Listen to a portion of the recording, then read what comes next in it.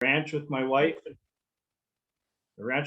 and family at Estevan, Saskatchewan, and I'm going to be your host here tonight. And I'm looking forward to sharing checkoff updates from the agency and our service providers with you this evening. Just a note, as you've noticed, that this will be recorded, and you can view it later on the website. Tonight's town hall will have 3 sections, and it's going to take about an hour. First, we'll go through a few logistics, and I'll give an update from the agency, followed by updates from our service providers, the Beef Cattle Research Council, Public and Stakeholder Engagement, and Canada Beef, to talk about checkoff investments in our changing beef industry. We'll then open it up for a Q&A, and there'll be questions for our agency, for the service providers as well. We also have Melinda Gurman on tonight. She's the general manager of Canadian Beef Checkoff Agency, and she will be available to answer any checkoff related questions.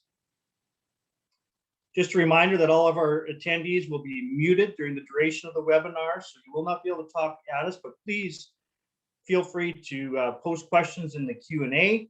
You can do that throughout the presentations, although we will not answer those questions until the end of the town hall.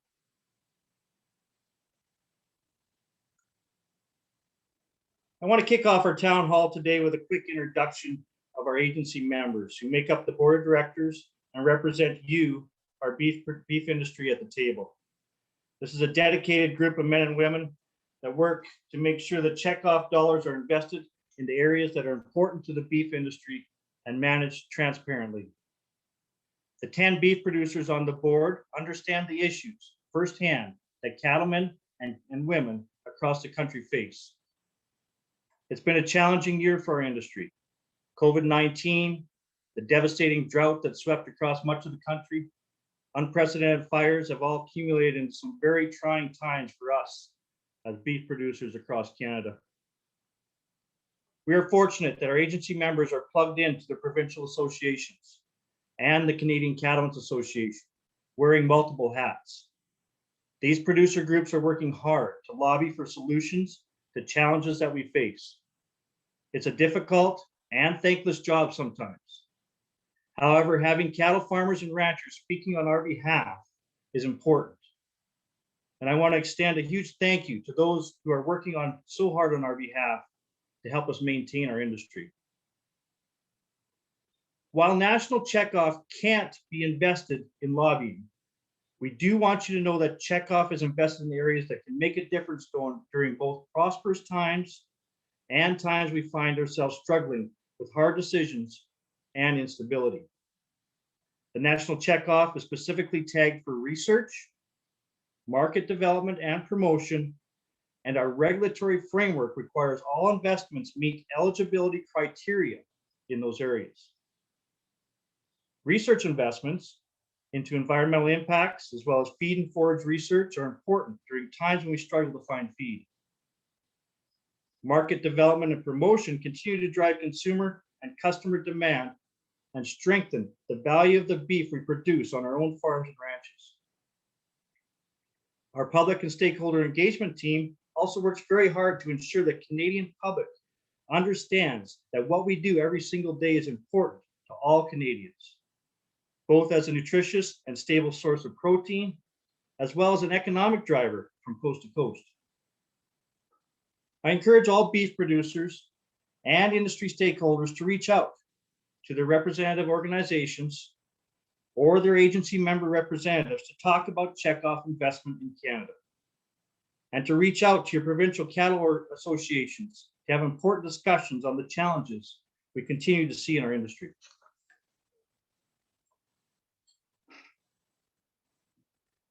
Each provincial association is responsible for collecting national checkoff and remitting on the sales that take place in their province, which includes cattle from other provinces sold there.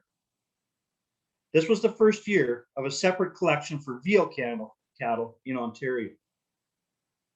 There was also a noticeable change in how cattle were marketed last year as well, with a growing number of marketings taking place in their home province rather than across the provincial borders.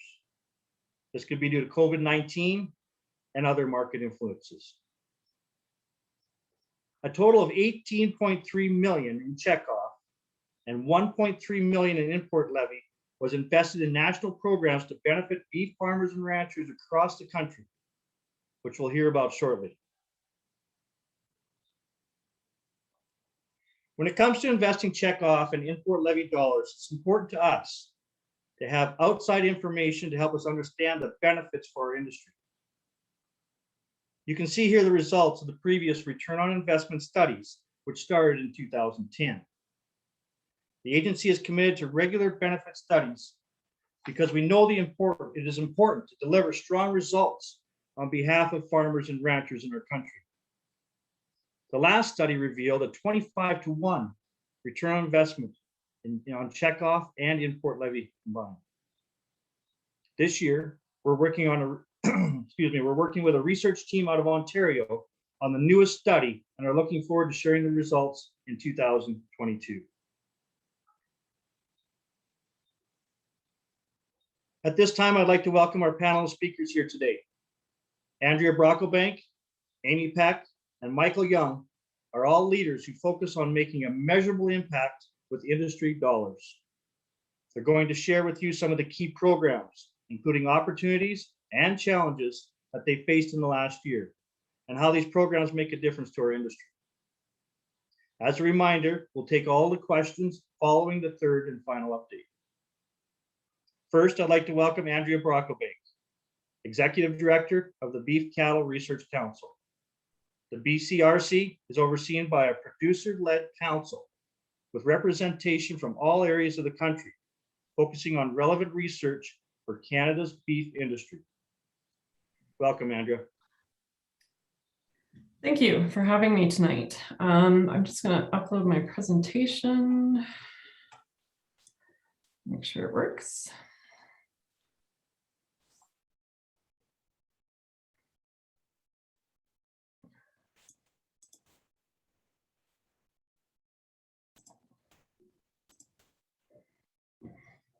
There we go. Chad, can you see my presentation? Yes, I can, Andrea. I'm going to assume so. Okay. Well, thank you for having me tonight. My name is Andrea Brocklebank, and I'm the Executive Director of the Beef Cattle Research Council. For those that may not know, and as a refresher for others, BCRC is Canada's industry-led funding agency for beef, cattle, and forage research and extension. We're funded through the checkoff, and we focus on supporting research and extension of greatest potential to improve the competitiveness and sustainability of the Canadian beef industry. We have a variety of programs as shown on the slide, including our annual calls for research, proof of concept projects, surveillance networks, and significant work on extension. We also have some research chairs we support, and we're the lead for the Sustainable Beef and Forage Science Cluster, which is our third beef science cluster. And we'll talk a bit more about that later on. The BCRC is led by a board of producers from across the country who are as passionate about research as the staff is. Currently, we work with about 37 different research institutions when we include all the universities, colleges, and Agriculture and Agri-Food Canada research stations. And we have about 90 projects underway with another slate set to launch. And we work with about 40 partner funding agencies. The thing I always emphasize most with producers is that our goal is to take your check off and leverage it, usually with another $3 for every $1 we can invest of producer money. And this money is really important in the sense that often government funding is not triggered without producer funding being at the table to leverage it. So we try to make that checkoff go pretty far when we're investing in research and extension. About 87% of our funding is allocated to research programming, 9% to extension, and 4% to research capacity. We didn't in this one consider, we do allocate some funding to BBP Plus as well as our internal extension delivery. This is mostly our external programming. And we focus on a portfolio of research covering everything from beef quality and food safety, environmental sustainability, and improvements in productivity across the supply chain. So tonight, the agency asked that we talk about 2 opportunities and 1 challenge we're dealing with. This is a difficult task, and I'm happy to say it was harder to limit the number of opportunities that I want to speak about. Challenges are always around, but we have lots of opportunities that we continue to pursue with the resources we have. Today, I'm going to talk about extension primarily, but on the research side, we continue to make significant progress as well in many areas that support industry. So the first opportunity, I don't think anybody, I'm pretty sure that nobody would say that the current drought is an opportunity, but when I was thinking about this, I did want to emphasize that I think within this really terrible period, we have been able to show the positive nature of having these organizations. I know on our own operation, it's been a very tough year with a lot of tough choices. That being said, I did see the fact that we've got funded organizations like BCRC as an opportunity in this period. In research, we often use the fire station analogy that when you have an issue, you can't start the research then. You need a pipeline full such that when issues arise, you have the capacity to deal with it, and hopefully some of the answers already at hand. And I would say that that also exists with what we've been doing on extension. So I feel somewhat the same way with how we've grown extension. When things shifted substantially over the last few months, we've been able to pull forward existing resources, develop new resources with the capacity we have in terms of our staff team and also our connections and our networks, and try to support producers the best way possible. And so I think that the point with the opportunity here is that having these baseline organizations and resources available is really important in the sense that not only to address ongoing priorities, but really those emerging priorities as things can shift quite quickly, as we know as an industry. So just to follow through with that, we've got different pages that we had already in existence, including one on drought management strategies and another page we had on alternative feeds, really trying to provide producers with at least a baseline understanding of various issues, things they should consider, and hopefully some help along the way, as well as connections as to who they should probably reach out to as they have further questions. We've also got decision-making tools. This is probably the most important one we have right now in terms of the drought. Really, as producers have to pivot and feed lower quality feeds or different feeds, feed testing becomes an absolute must-do to understand what you're feeding and any deficiencies or issues that need to be addressed to ensure animal health and performance, to reduce risk of things like reproductive failure, and also reduce feed waste in terms of overfeeding or perhaps not supplementing appropriately. So we developed this page in the sense that we were encouraging producers to test their feed, but once they got the results, they didn't necessarily know what they mean. So this allows you to select the cattle class, also the stage of production, enter a weight, and then enter the results of your test. And in essence, it's pretty straightforward in the sense that if it's green, you're good to go with that feed. If it's yellow, you should probably watch those levels. And if it's red, you probably need to supplement or engage with a nutritionist to make sure that you address things appropriately with an alternate feed source or mineral supplementation, those types of things. So really trying to encourage producers as they make decisions to do it, in an informed basis such that they're not wasting feed or running into production issues later on with their animals. We also just generated this resource because we had lots of questions in terms of how do you engage with your crop farmer neighbors and hopefully not just how to use the feed, but also how to value that feed in terms of putting a price on it, because both sides need to make decisions pretty quickly. So this was a partnership with Canfax Research Services, who did lots of work developing a quick calculator that's on our website now, where you can walk through and basically assign some values and determine even the nutrient value, the manure value, such that everybody's happy and relatively happy in the situation in terms of determining a value for those crops if you are considering grazing them or using them in some other manner. We did have a webinar most recently, which we basically utilized to get some nutritionists, some vets with expertise and allow producers to ask questions directly to them. It went very well in the sense that it was bringing straightforward producer questions to those experts. It is available online, the webinar itself, and has lots of discussion around feed sources, harvesting feeds, different feeds, as well as water management, which is a significant concern during a drought. And so I would encourage you to take a look, but also too, we look forward to doing this again if need be, as we continue perhaps moving into the fall and looking at different winter feeding strategies as well. The other opportunity I just wanted to speak about is also related to KTT.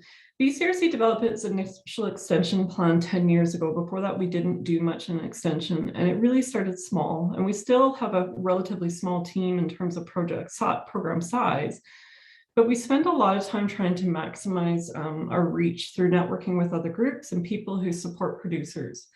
Really trying to support those extension network with developing resources and sharing of our information. One of the things that we learned through a producer survey is vets are a key source of information for producers, and not just on animal health. We know that a lot of vets are also very busy at the same time. And so we wanted to basically use them, given they're respected by producers, but enable them through the positioning of resources that we can provide them to better inform and support producers. So we've done some survey work with veterinarians to determine where we can provide the greatest supportive information, given their time limitations, but also the fact that they don't have some of the expertise related to things like nutrition. And we're working with them now to distribute resources and develop some specific ones that will enable them just to work better with their clients, especially those where it could be a large practice with limited time and availability, but also covering multiple species. And so this is the opportunity to really support beef producers who are working with those vets. The other one in this area is we also focused on expanding BCRC's connections in Eastern Canada. We found that in Western Canada, we have a lot of material and content, but we want to improve the visibility and uptake of content available in Eastern Canada. And so a lot of it came down to just creating awareness of producers in Eastern Canada of what we have. And so we're working on that, but we're also encouraging regional publications to start to pick up materials of interest. And we are developing some specific materials for Eastern Canadian production systems, partnering with existing entities in Eastern Canada, just understanding that there is different production systems out there, and some of the materials as we currently have them aren't quite applicable. So we've been going through this process for the last 6 months to a year, and we're just hitting the point where a lot of those new materials are starting to roll out. So we're really excited about this program. Last but not least, I'll talk about the one challenge that we have. And this one really comes down to how we move forward over the next 5 years. BCRC just published the 3rd Canadian Beef Research and Technology Transfer Strategy. The development of this strategy involves extensive engagement with experts, researchers, producers, and stakeholders through both a survey and program-specific focus groups. And it's really focused on identifying the key priorities that we should fund over the next 5 years, but also informing other funding agencies across Canada, because we felt or found previous to having a strategy that there wasn't a lot of coordination across funding agencies, and there was also duplication of effort, and in some cases, large gaps in funding. So this strategy has gone over really well, and it allows us to work with other funders to coordinate that funding and make sure that we're doing best by producers in terms of how we're investing their dollars. And the reason for the timing of the strategy is key to us is it informs our next science cluster, which is a partnership between us and Agriculture and Agri-Food Canada. The current science cluster wraps up in 2023, and planning for the next science cluster needs to start this summer in order to have an application ready for Agriculture and Agri-Food Canada. The current cluster is a $21 million partnership, of which Ag Canada provides $14.1 million and industries investing about $7.5 million. And it includes a portfolio of research projects that cover a significant number of areas, as you can see. And this is a significant portfolio of research that has resulted in a lot of progress for industry across the last 2 science clusters. And we kind of view it as one of our core programs in terms of what we've been able to accomplish, especially in areas of long-term research, like forage and feed grain, breeding and efficiency, and genetics, and those types of areas. So you wouldn't think probably this is an opportunity, and very much is in terms of the renewal of the science cluster, because we have the strategy now, which is intended to cover that portfolio of areas. And we really try to cover a portfolio in the sense that we're trying to make sure that we generate science that supports industry profitability and economic sustainability, namely through productivity improvements. But we've also focused on trying to generate science to inform public trust and regulatory and policy conversations, really working with our other stakeholders through Canada Beef, the Public and Stakeholder Engagement team, and also Canadian Cattlemen's Association policy team, and providing science to inform those discussions as well. So what's the challenge with all of this? Well, the biggest challenge is Ag Canada has their own priorities, and these will be used to evaluate the Science Cluster Program applications submitted by various groups, like the BCRC. We're pretty comfortable that our identified priorities will fit under these three areas, which is what Ag Canada has provided with us. But the one thing we're really concerned about is the cluster program has more requests for money than money within the program. And we expect it will be continued to be pressured in the current fiscal environment. And this is frustrating for a few reasons. We know agriculture can be an economic driver for the Canadian economy. We also know globally Canada is relatively underfunded when compared to other countries in terms of the level of investment the government makes in R&D for agriculture. We also know innovation is key to the sustainability, both economically and environmentally, in terms of what the goals of the government are, but also industry as well. So the fact that the belt continues to be tightened instead of ensuring this program that has been very successful is appropriately funded is frustrating. Across the 19 science clusters, industry is looking to advance R&D, but with the program currently not looking like it's going to grow, in essence, what's happening is Ag Canada is being much more prescriptive as to what will be funded. So the clusters was intended to be industry-led, but with funding pressure, we're concerned that Ag Canada will be much more prescriptive on what will be eligible. And this is frustrating because really industry-led is important to us in terms of developing that strategy and making sure it's implemented. So we do continue to work with Ag Canada and communicate our concerns, but I think it's important that agriculture overall advocate about the importance of agriculture and innovation, or innovation in agriculture and extension, just to ensure that there's long-term funding support and capacity moving forward. And so I bring that forward as a challenge because it's definitely one that when we have issues like drought arise, we need to ensure that long-term capacity is there, that research is there, and that requires funding and not just producer funding, because we know many of these things are beneficial not just to our industry, but also to the environment and consumers and the broader public. And so that's something we'll continue to work on in the coming year as we get our application ready and work with our other stakeholders moving forward. And with that, I think I've got my 15 minutes wrapped up. Okay.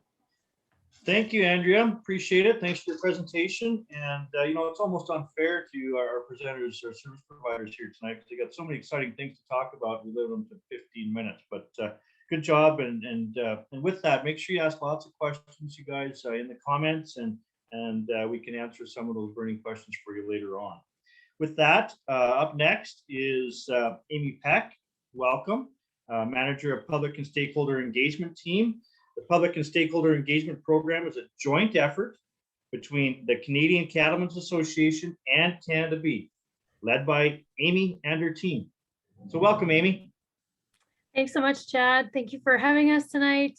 Thanks for organizing this town hall event to discuss some of the challenges and opportunities that we're seeing in the various checkoff funded programs. As Chad mentioned, I'll give you just a quick overview of public and stakeholder engagement. This program was born out of the connectivity and demand pillars in the National Beef Strategy. We are tasked with building and maintaining public trust in the way beef cattle are raised in Canada.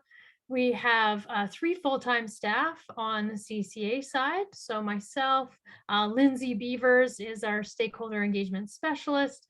Sydney Fortier is our technical advisor on a 1-year contract. And then on the Canada Beef side, we're supported by Ron Glazer and his team. And there's 2 priority areas for the program.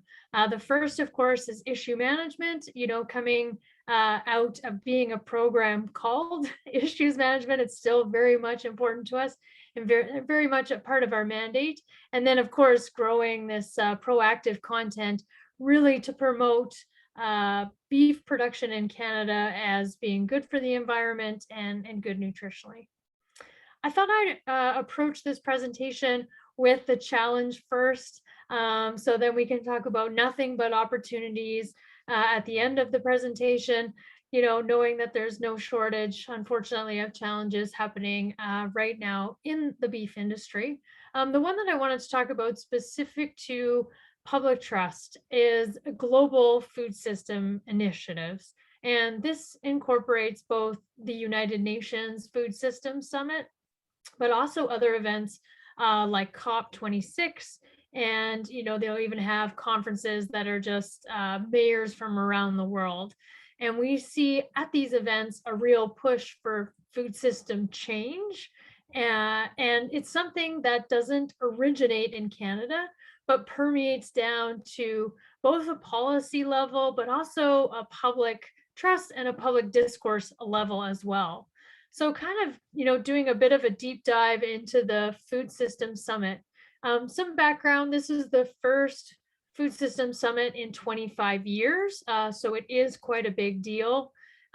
We are seeing sort of suggested sweeping changes in the food system, and there's some what we would call problematic players in the process. So I've just got some notes here on it.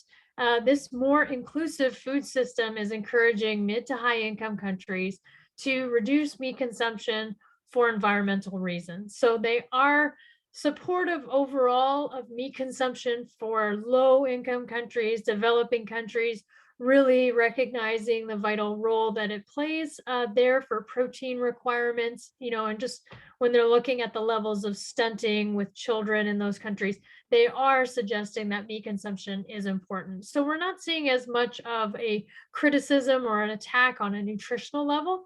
It's much more linked to environmental concerns and linked to those mid to high income countries who they say are eating, too much meat, which we know in Canada, beef makes up 5% of calories of Canadians, so we're not eating too much. And if anything, if they want to be promoting sustainable livestock, well, sustainable livestock is being produced in mid to high income countries. They have the most efficient system, so there's a lot of work to be done there. So as I say in the second bullet point here, livestock are seen as integral to equality in farming. And that's mostly in developing nations where we see a lot of women that are primary livestock holders. They're seen as important for small landowners, those third world farmers, and they're also seen as vital for regenerative agriculture. So we see regenerative agriculture kind of moving out of being a buzzword and really, contributing to a whole action track of its own at the Food System Summit. So you have quite an interesting problem where one action track, it's action track 2, it's called, their sustainable consumption, has a lot of big players in it that have interests in plant proteins. And so they're the ones advising for a reduction. Whereas this action track 3, it's all about nature positive production, again, is really promoting regenerative agriculture and the need for livestock. So it's going to be interesting to see what sort of suggestions take hold from these two competing action tracks. But the UN has listened to some criticisms and we've had some wins. So earlier this year in April, you might have seen CCA hosted independent dialogue. So that's one of the most important ways to provide feedback directly to the UN. And we did that in partnership with the Nature Conservancy of Canada. But we also saw one initiative moved. And so that was called a just transition. And it was looking to help livestock farmers transition to growing plants, growing crops, very problematic for a multitude of reasons. And that was actually moved into a different action track and is now looking at more in terms of equity and equality in the food systems and not plant versus animal agriculture. So that has been a win, and it only happened because of the coordinated efforts that are happening, across Canada, both between conservationists and other commodity groups, but also globally with global meat players. So, the Food System Summit is a challenge, and we're not seeing as much in the public eye right now, just because there's so much going on in the world, but we do see implications on the public perception of beef cattle, especially if some of these proposed initiatives come down the pipe, like a tax on meat, and more narrative around reducing meat consumption because of its environmental footprint. So moving from that into opportunities. So the first opportunity I want to talk about is in regards to media relations. So we did a study in 2020, and it was a media scan. So it looked at 250 random articles that talked about either beef consumption or beef production, and then rated their tone. So whether it was neutral, positive, or negative. And in the area of beef production, articles about beef production tend to report on the negative aspects of the industry, with environmental issues the most commonly featured. So actually in 30% of articles we scanned that mentioned, raising beef in Canada, environmental issues were mentioned 30% of the time, and in a negative connotation. So you could say this represents a challenge, but there's a lot of room in this space to put forward interesting stories about, raising beef cattle in Canada and the benefits for the environment. So a couple examples of this is just earned media. So that's media that we didn't pay for, that is either writing about initiatives in the beef industry, farmers, ranchers, or a submitted or pitched article. So the Narwhal is a publication out of Vancouver, and they almost exclusively report on environmental issues. And we started working with them last year. They contacted us after seeing Guardians of the Grasslands and wrote about native grasslands as one of the carbon solutions for Canada. So of course, you've probably seen, Meet the People Saving Canada's Native Grasslands. Then they did one on farming and ranching specifically that Bob Lowe of the CCA was interviewed for. And just recently, the Narwhal wrote another article about producers in the Interlake region in Manitoba struggling with drought conditions. So they've really just become a great partner, and one that you wouldn't expect, from that part of the world, from that perspective, that they're really highlighting great stories about the beef industry. I've already connected with them about the targeted grazing pilot projects that are happening in BC, and they're really excited to dive into that as well. So, it's about making these relationships, making the connections, and it really is coming at almost no cost to the program. So it's a huge opportunity. On the pitching media side, we will all remember the Epicurious announcement earlier this year, talking about how they were not going to feature beef in their recipes anymore. So we wrote a rebuttal article to the Epicurious announcement, and it was really talking about how in Canada, reducing beef consumption could actually do more harm than good. If we see native grasslands converted or tilled to other uses, that loss of soil organic carbon would far outweigh any savings in emissions from, not having beef on the landscape. So we wrote this op-ed, and we had Ann Wasco of the CRSB author it, really a credible source, a rancher. People want to hear, from producers and ranchers. And we had great success with it. This article ran in mainstream publications in Alberta, in Saskatchewan, and multiple ones in Ontario. You can see here it ran in the Hamilton Spectator, and at the bottom in that kind of gray font, it says 1 million reach just for that publication itself. Overall, between all the publications that picked this article up, there was 4 million people, just print publication, and they also ran it online and promoted it on their social media. So great opportunities for us. What we've seen from some of our research is that people are not so much swayed by the negative coverage in the media, but more so in that they're not seeing anything positive. And so it's about, having this team together now that has the time and resources to put these stories out there, and so happy with the pickup. So we have 2 more sort of opinion editorials ready to go in the bag. One is on cellular protein. comparing its environmental footprint to beef production. And the other is, of course, on the United Nations Food System Summit. So just waiting on the right times to release those. Just on talking about this earned media side in terms of Guardians of the Grasslands, really just been promoting it through media sources. We started really diving into podcasts. Again, really free opportunities, just taking time to tell the story. Right now, the film is sitting at 125,000 views. And as you can see, we had great reach, both print and through social. And that is just all free publication from the launch event. And we were actually now being shown on both RFD TV and Wild TV as of July 2020. So check your schedules if you get that channel, because Guardians of the Grasslands is on TV, which is very exciting. I want to quickly dive into the second opportunity, and it's around food waste. So want to talk about, what is wasted in Canadian households. It turns out that over half the food we produce in this country never makes it to a plate. And the vast majority of that wastage happens at the retail or consumer level. And you can see here that there actually is a good story that meat is wasted far less. Veggies and fruit, of course, make up the majority of what we're seeing as waste.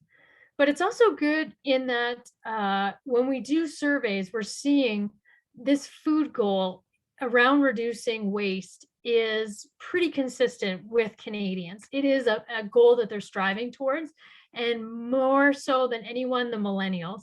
So as you'll recall, they're the ones that are the most skeptical of the beef industry, but want to learn the most, and they're really interested in reducing food waste. So what could that look like for the Canadian beef industry? Well, we just completed a large online focus group. It was like 10 focus groups in one, and we actually really got to test the content on food waste. And so I'm going to be able to do a deeper dive into this sort of in the beginning of September. We're really happy to present all of our findings, but I'll just read some comments.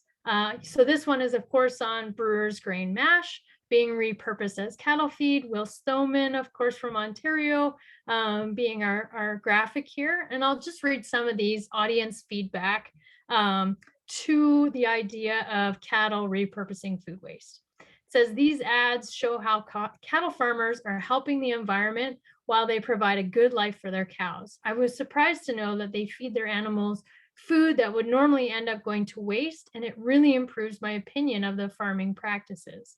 I'll skip down to the third one. It says, I really love that how the cattle are fed reduces food waste. That sends a very strong message to me and definitely improves my impressions towards farmers and ranchers. And I'll just skip right down to the last one. It says the information about reducing food waste has more of an impact on me because reducing food waste is something that I feel more of a connection to and something I feel like I can contribute to. So really, summary here is that there's a really strong positive sentiment between the average Canadian, even more so millennials, towards cattle having a role in food waste and really being a solution to it. And they see that as being resonating more with them than even a grasslands preservation message, because it makes sense in their own life. So we're just so excited to take this content out there and really, try to go as far and wide with it as possible. I just wanted to end with, recognizing the unfortunate situation that so many producers across Canada are in. We are offering a free webinar happening 2 Tuesdays from today, so 2 weeks from today, with Cynthia Beck, a rural mental health provider, and it's just practical tips and strategies for mental well-being in times of crisis. So I would invite anyone who's interested to please attend and share with family and friends. You can just email myself or Taylor for any of the details. Thank you, Chad. Okay, thank you, Amie. I really appreciate it. And as a producer, I am so thankful for you keeping your finger on the pulse of consumers in Canada and globally, and things that we just can't do. And then the checkoff dollar is going to help us out in that regard. And another thing that impresses me is, instead of being reactive to what's happening to our industry. We're starting to be proactive, and that's so encouraging. And thank you for that, Amie. Thank you so much, Chad. Next, I see we got Michael here. Welcome, Michael. And I'd like to introduce Michael Young. Michael is the president of Canada Beef. Canada Beef is overseen by the marketing committee, which is part of the agency, and is led by producers and industry experts elected at our annual general meeting each year. So with that, I'll turn it over to you, Michael. Welcome, and take it away. Good evening, everyone, and thank you, Chad. I'm just going to find my screen here, and for some reason I don't see it. Hold on here. Wait a minute.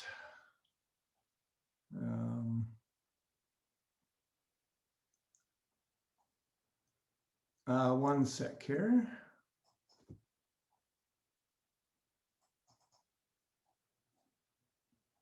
Are you able to see it?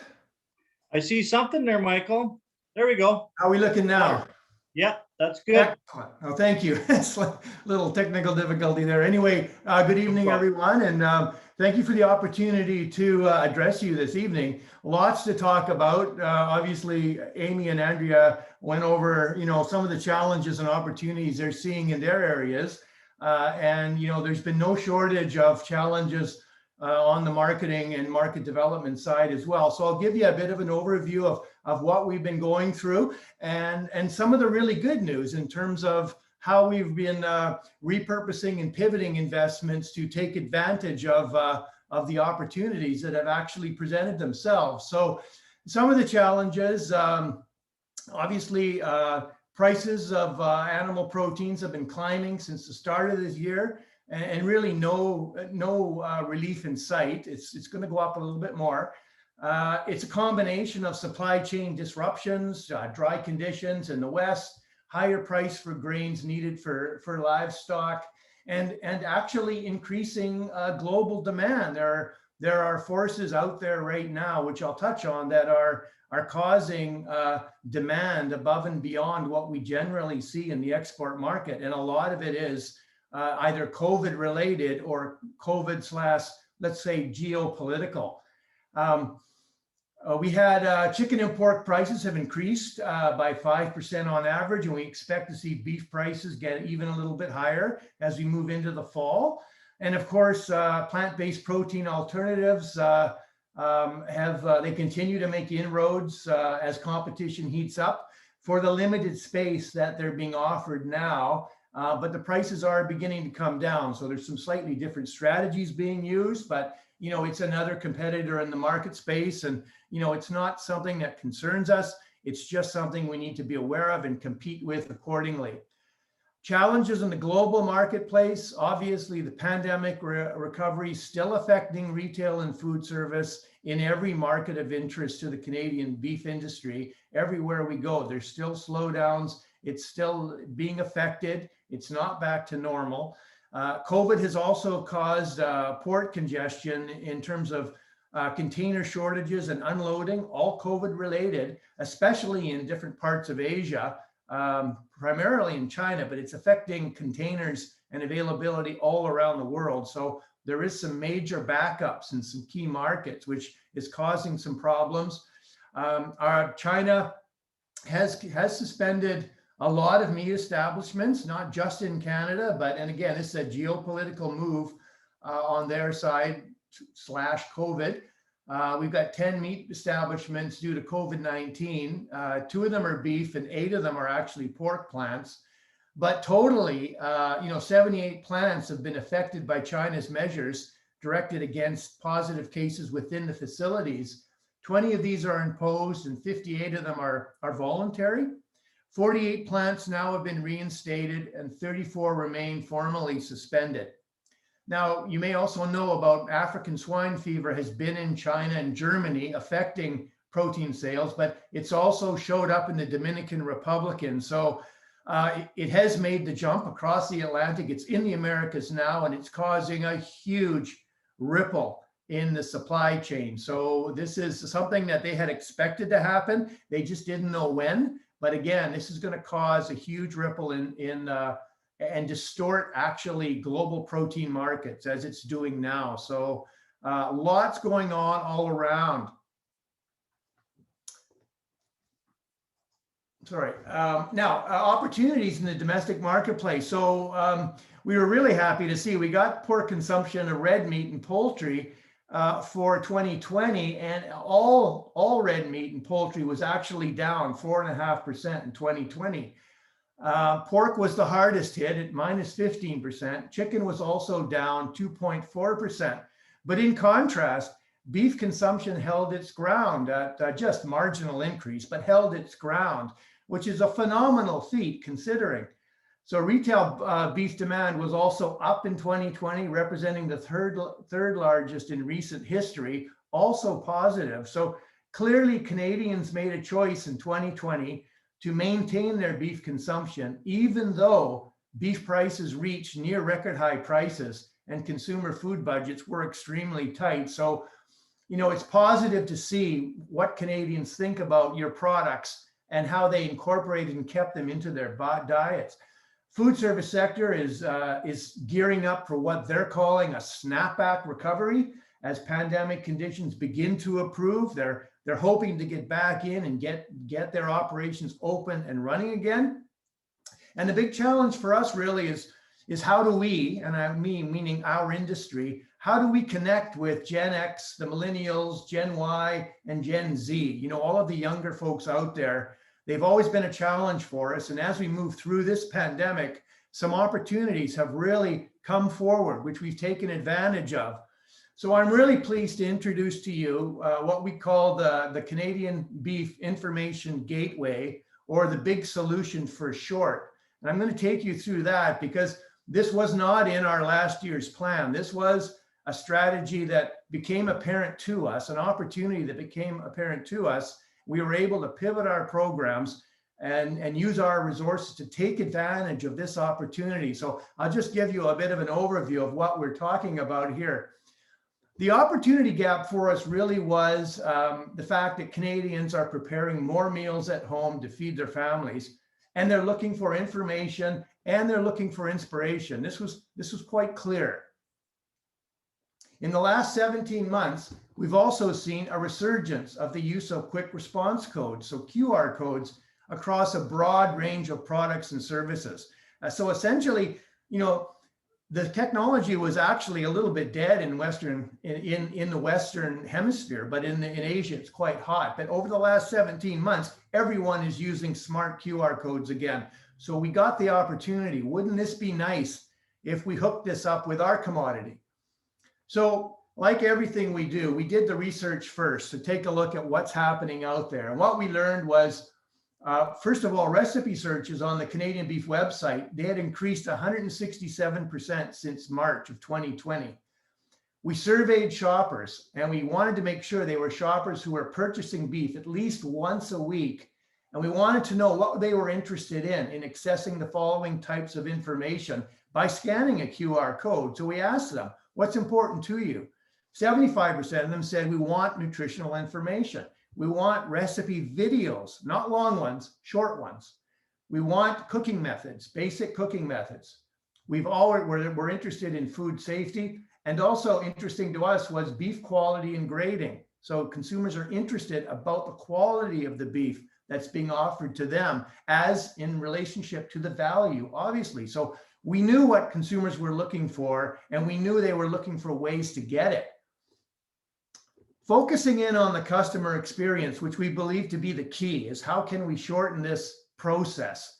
So what we did was we created what we call a digital ecosystem of consumer information to simplify the selection, the preparation, and the enjoyment of a wider variety of beef cuts using the QR code technology. Now, this is possible by adding a QR code to every beef cut you can possibly imagine. We've identified the top 25, which are in, you know, just about all stores, but we've also identified another 75. So you can imagine this is an awful lot of work to do, identifying how many cuts out there, the traditional ones, plus the ones we want to introduce in the future to help build the business. We want more cuts. We want them to be consumed more often, and we want to appeal to different groups. So by adding a QR code to the product, any smartphone or tablet can provide customers access to a unique suite of information, or a menu really about that cut that would have all the information they're looking for. And this can be communicated either through a UPC code or a QR code, which is kind of interesting. So there's two ways to access the gateway. The simple way is through a QR code, and we'll talk about that. And then the secondary way is the actual UPC code. We were able to figure out a way to adapt that technology so that consumers could use the actual UPC code that's on every package of beef to access the gateway. Once they go into our digital gateway, they have immediate access to cooking methods, the recipes, the videos, the nutritional information, beef quality, food safety and handling. We've also included shopping lists that will allow them to, once they like something they see, they can actually look at the shopping list and tick off items as they move through the store, which is quite interesting. They literally could be standing in front of the meat case and look at a video, a 1-minute video on how to cook that product or read a recipe right at the point of purchase. So it really does change the game, really. It's a game changer, we believe, for us, and it shortens the system. And it's very appealing to the younger folks, which we've struggled with connecting because they're always on their phones. Now we can give them something yummy to look at. So I mentioned how is this possible? Well, there's different ways of getting either the QR code or the barcode technology in front of them. We've developed them and thought them through. So when we're talking to retail partners, we can offer this to them. In the case of the UPC code, they simply scan a QR code first. They click allow the camera to be activated, and then they can read these UPC codes to the right there. So that's one of the ways. The other way, of course, is a QR code. So each digital gateway, it can be customized to include client-specific attributes that are important to their value proposition. So as we're building this, we realize that this is going to be huge. But the first thing retailers always say is, and we're getting that right off the bat, can we have this exclusive? And who else have you showed it to? Well, of course, we can't be exclusive to anyone. This is the property of the Canadian beef sector. But we can customize the skin. We can customize the look of it. So when a customer scans a QR code or a barcode within that store, they will actually see everything through the lens of the decor package of that client. So if you're in a Sobeys, it's going to look like Sobeys is offering you this information. And if Sobeys wants to add, or Loblaws wants to add their own information, we will make provision to do that. So it becomes more than what we're offering. It becomes also what they want to offer their customers. So that's important as we go through this. We also identified that there's 3 areas we need to connect with consumers to do this. Obviously, the first one is the meal planning stage. When consumers are looking at flyers, digital flyers, either digitally or print, they're trying to look at how to build their menu, what's a good price, what's a good value for their family. By allowing the QR codes to be part of this, they can access the gateway right there before they even leave their home, before they go shopping. The second one, of course, is at the point of purchase. This is when they're standing in the meat case and they're wondering what to buy. And perhaps there's a cut on sale they've never bought, or they don't know how to cook it, or it's on for a good price, but they have no experience with it. So they can scan it right there. And then the third one is actually being able to look at those recipes and those videos in the kitchen at home. And there's different ways of doing that. And with the QR code on the product, of course, once they get home, they just go to the gateway again, and it'll take them right to all the information they need to do it. So what does the gateway include? Again, the following content has been created by Canada Beef for every one of the cuts. It's been created to support the gateway: the cooking methods, the nutritional information, beef quality grading, safe food handling, recipes, and videos. Now, you may think you already had all that stuff. Yes, we had a lot of it. In fact, we have, almost 50 years worth of it. The problem is there's been so many changes in the way it's presented to consumers over the years. no one could have imagined updating it all to make it consistent. So we had this huge undertaking to take what we've already got and convert that to in a way that consumers want to see it now, which was a huge challenge for the team. But I got to say, these guys jumped into this thing and they created this gateway literally from nothing. So I'm really proud of what they've done. We've invested in the experience, and this is how it's being promoted and sold to the retail sector. With the development of the beef cut code library, POS pricing system programming costs. So if a retailer says, yes, but it's going to cost something to add all these UPC codes to our pricing systems, we'll cover that cost. Whatever speed bumps are in the way, we will invest in those to get that information in front of your customer to improve that experience. The custom materials that are around it, that promote it, will match the decor package of the partner, very important. And then the advertising and promotion of the gateway is also important. So that's included in the value proposition. Now, as I said, what does it take to do something like this? Literally, it was the last quarter of last fiscal year that the team jumped in. We had to retrofit the Canadian Beef Center of Excellence into a complete production studio to start to produce videos.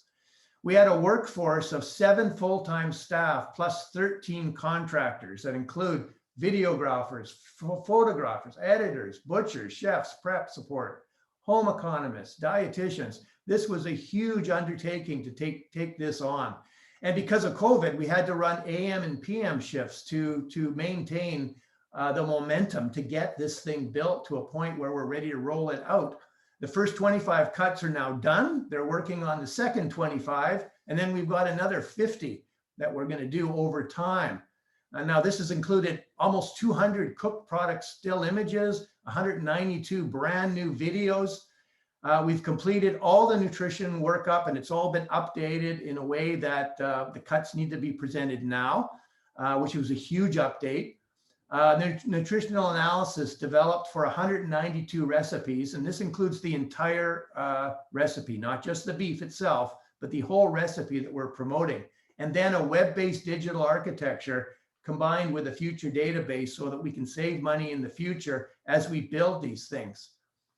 So to summarize it, this is really an amazing success story, I think, for the cattle industry. The other commodities have noticed, obviously, they've heard about it. They've actually reached out because the retail partners we're talking to have said, well, look at the beef guys are doing. What are you guys going to do? So, it's been noticed. To date, we've presented to all the majors. So far, we've got all the Sobeys banners. We're working with them now, and all the Loblaw discount and market banners are in. They represent almost 40% of the grocery dollars that are in Canada right now. And we've also presented to Walmart and Costco. They're all waiting for summer to clear before they jump in. But everybody we've showed it to has said, this is a great idea and we're in. So we've got a lot of work ahead of us. However, at the end of this thing, we're going to be so far ahead. If any of you remember the new beef naming system back at the turn of the century, way back then, that was about as innovative as any commodity could bring forward. This surpasses that in terms of what we brought to the table and the benefits for our sector. So I'll stop there, Chad. I know I can go on forever, and I might have used a little more time, but it's a big undertaking. We're quite proud of what they've been able to achieve.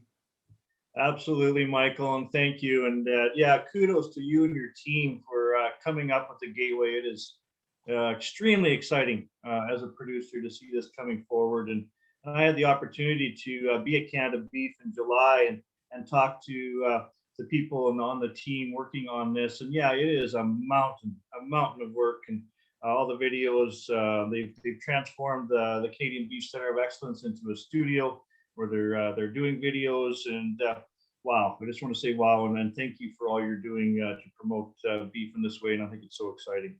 Well, thank you for the support, Chad. We couldn't have done it without the latitude that was given us when when the pandemic hit. We had a challenge, and the team was able to pivot programming and investment to come up with something unique. So it's a real success story.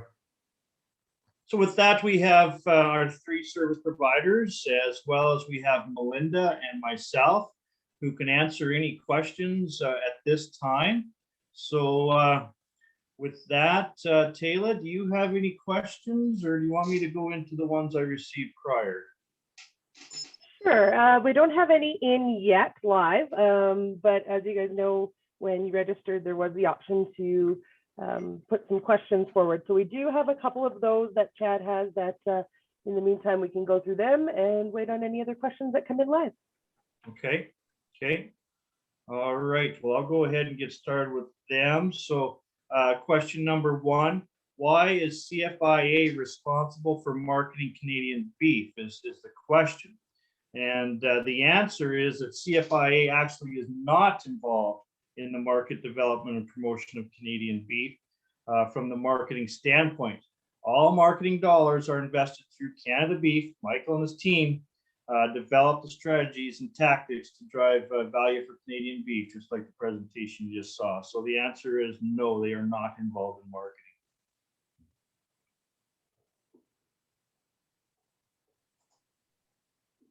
You can probably move on to number 2, Chad. Okay. Question number 2 was who was responsible for getting the legislation that made the import levy a reality? So as many of you know, we do collect an import levy on beef or beef products, live and beef products coming into Canada. And this process started about 20 years ago with a group of dedicated producers and the Canadian Cattlemen's Association. Following that transition to the Canadian Beef Checkoff Agency, which we're talking about here tonight. The agency members worked on behalf of the beef industry and finally had the import levy established in 2013, and the first collection started in 2014.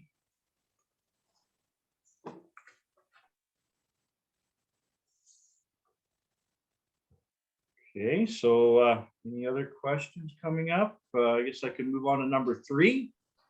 If you want to bring up the slide that in my introduction, please, Taylor, of the checkoff by province. The question is, how much did Alberta contribute to the checkoff this past year? So you'll see by this slide the checkoff as it goes across the country, and Alberta did contribute 9.4 million to checkoff this past year. Okay. The next question, go ahead. Nope, go ahead. I was just going to let everybody know we're on to our last submitted question. So if you want to get anything in, we're kind of coming to the end. So this is our last one we have pre-submitted. Okay. All right. So the last question was, does the agency conduct regular evaluations of investments? And again, if you want to bring up that slide, Taylor, of our return on investment studies, and you'll see the studies that we've done in 10, 16, 18, and then the one coming here in 2022.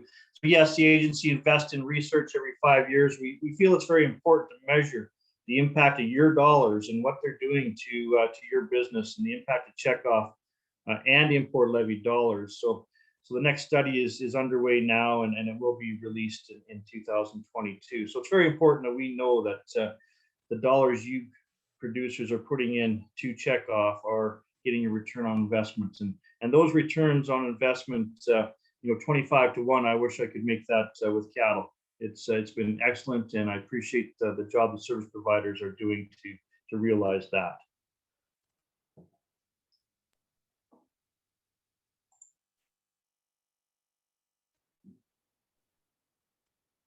Okay. I think we just have one comment that Melinda was going to address, and then I think that's about the end. Yes, there's just one comment. Can everyone hear me? Can you hear me, Taylor? Yep, you bet. Okay, perfect. So there was one comment that came in, Chad, from our colleagues at the new Pork Promotion and Research Agency, from John Ross. Welcome, John, tonight. Glad you were able to join us, and just thanking us for our assistance as they're getting their new promotion research agency off the ground. So just wanted to acknowledge that, Chad. Wonderful. Thanks, John. Appreciate the comments. And I guess with that, we'll go ahead and close. Thanks to our service providers for presenting here tonight. You guys are rock stars in our minds, and I appreciate what you do every day for us as producers. Thanks for all the attendees for attending today, and then those who listen to the video here in the future. We encourage you to visit our website or sign up for our newsletter, the Gatepost, or reach out to your home associations or any of your agency board member representatives. If you have any questions about checkoff, we want to talk checkoff and we want to answer your questions about it. So we encourage you to do that. We have our AGM coming up on August 17th next week. So if you want any more information about some more detailed information about our fiscal year, feel free to register for that. That will be virtual, and you can go ahead and do that. So again, thanks everyone for showing up here tonight, and have a wonderful evening.